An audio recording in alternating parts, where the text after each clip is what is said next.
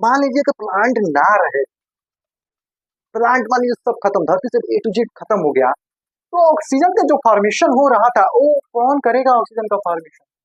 और साथ साथ में जो हम लोग खाते हैं, भोजन करते हैं, आखिरकार में कहाँ से आएगा वो?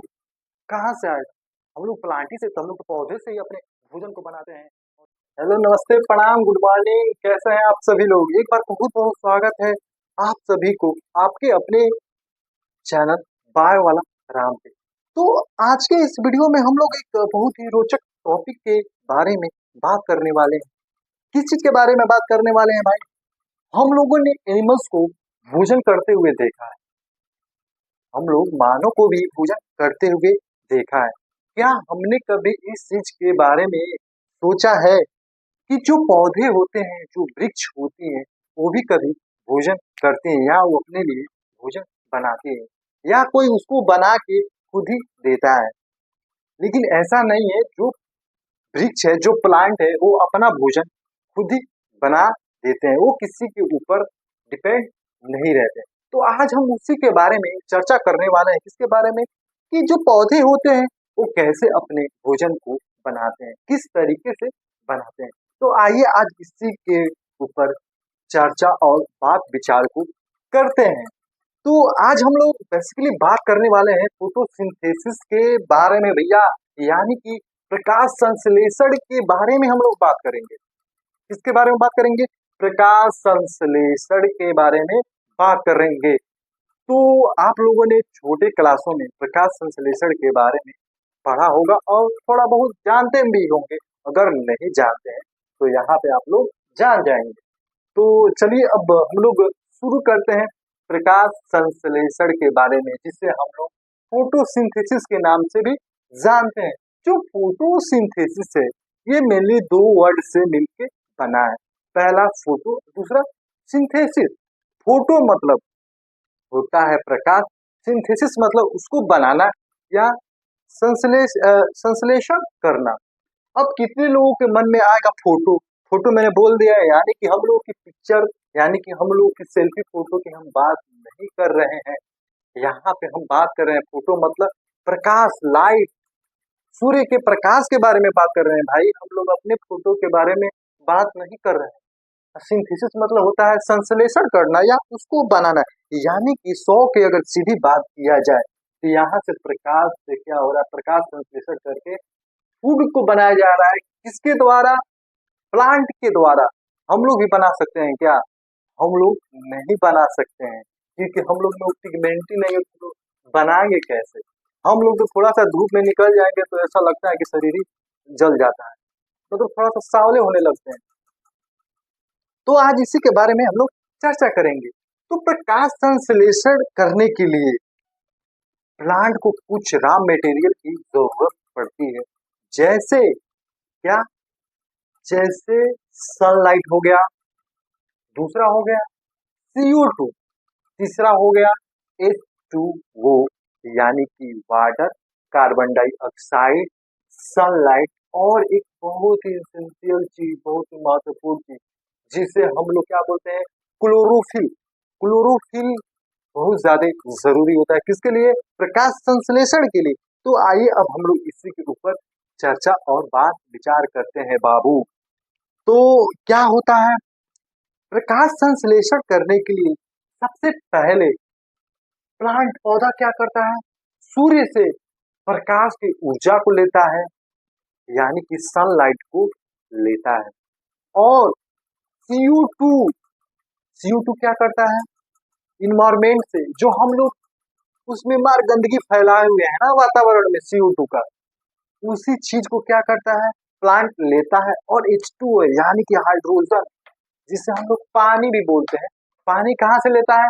कोई उसको देता नहीं है, वो क्या करता है? जमीन से, यानी कि सॉइल से, मिट्टी से उसको अवशोषित करता है, उसको उसमें से लेता है। लेने के बाद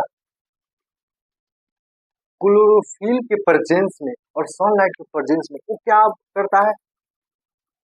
एक बहुत ही जटिल कार्बनिक पदार्थ को बनाता है, जिसे हम लोग कार्बोहाइड्रेट यानी कि ग्लूकोज भी कहते हैं। और साथ साथ में हम लोगों के लिए भी क्या देता है?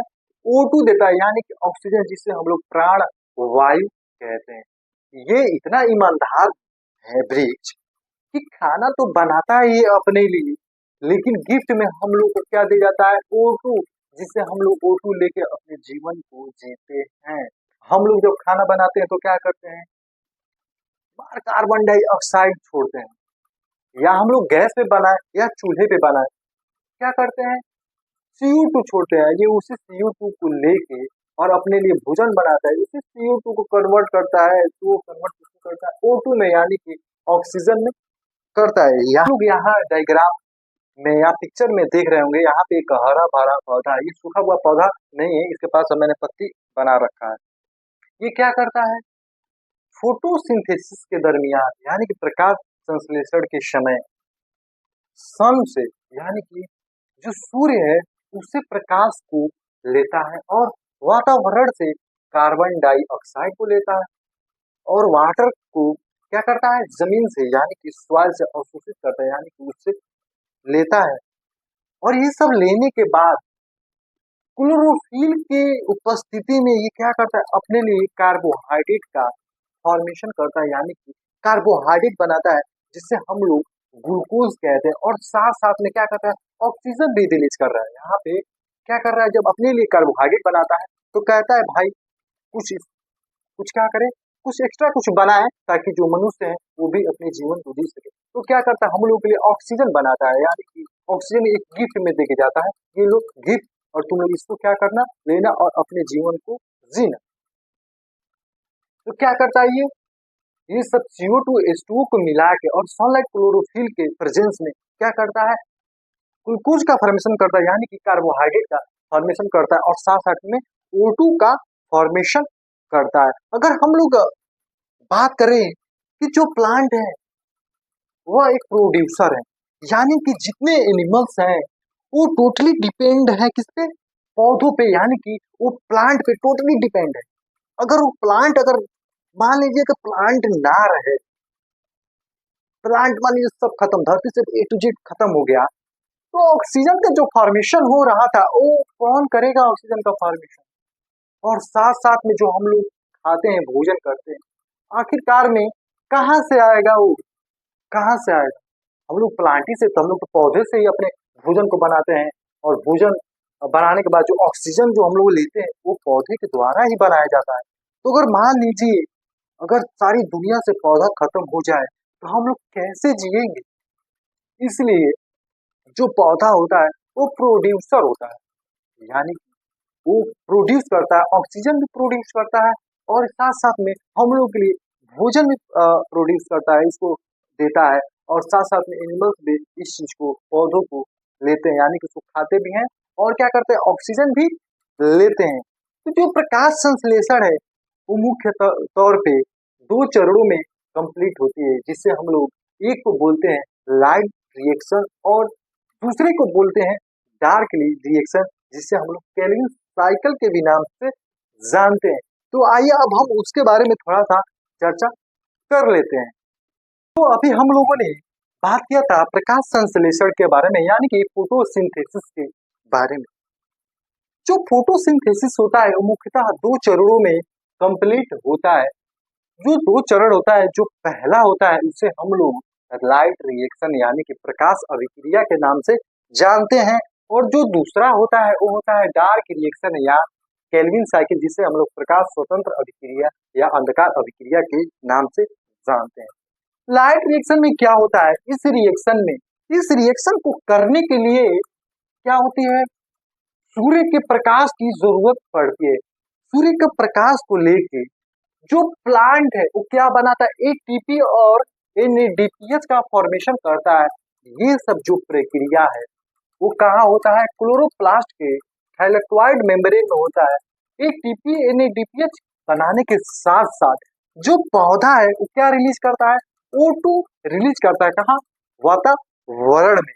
और वहीं अगर हम लोग बात करें डार्क रिएक्शन के बारे में, यानी कि प्रकाश स्वतंत्र अभिक्रिया या अंधकार अभिक्रिया के बारे में, तो इसके नाम से ही क्लियर हो जाता है, इसके नाम से ही साफ हो जाता है कि प्रकाश स्वतंत्र अभिक्रिया, यानी कि इस अभिक्रिया में, इस रिएक्शन में हमें प्रकाश की डायरेक्ट जरूरत नहीं है। ये क्या करता है, इनडायरेक्ट प्रकाश को लेता है। तो आइए इसके बारे में जानते हैं। ये क्या करता है, एटीपी और एनएडीपी को क्या करता है लेके, और CO2 को क्या करता है ग्लूकोज में कन्वर्ट करता है। यानी कि जो वातावरण में जो CO2 है वो क्या करता है, उसको कार्बनिक पदार्थ यानी कि कार्बोहाइड्रेट में उसको परिवर्तन करता है। किसकी मदद से, एटीपी एनएडीपीएच की मदद से। इसमें प्रकाश की जरूरत नहीं पड़ती। ये जितनी भी प्रक्रिया है डार्क रिएक्शन का, ये प्रक्रिया क्लोरोप्लास्ट में जो प्रकाश अभिक्रिया है वो भी क्लोरोप्लास्ट के थाइलेक्टोइड मेम्ब्रेन में होता था। और ये भी जो प्रक्रिया है प्रकाश स्वतंत्र अभिक्रिया, जिससे हम लोग डार्क रिएक्शन कहते हैं, ये भी क्लोरोप्लास्ट के स्ट्रोमा में होता है। इसमें H2O और सनलाइट की जरूरत नहीं पड़ती। किसमें, डार्क रिएक्शन में। तो आप लोगों ने यहाँ पे फोटोसिंथेसिस को समझ लिया होगा। अगर आपको हमारी ये वीडियो अच्छी लगी हो तो वीडियो को लाइक करना बिल्कुल भी ना भूलें और हमारे चैनल को सब्सक्राइब जरूर करें। तब तक के लिए धन्यवाद, थैंक यू।